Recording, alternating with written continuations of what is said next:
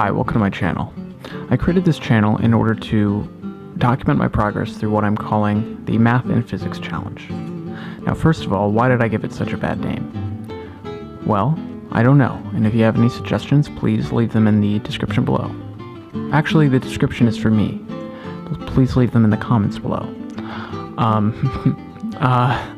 So, what is the Math and Physics Challenge? It is to teach myself an entire undergraduate degree in both math and physics. Now, I've already partially satisfied a degree in these subjects, but I will be pretending as though I'm coming at them from scratch.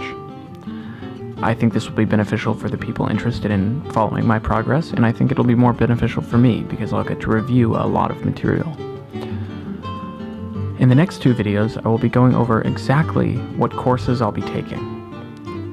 Now, I won't be taking anything beyond the requirements unless I'm very curious about it, and I will not be taking any general educational requirements, obviously. So, yeah, I will be providing weekly updates, and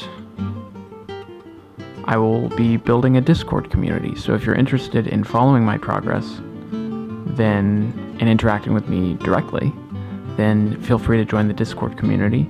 The link will be in the description below. I think that's about it. Remember to subscribe if this kind of thing interests you, and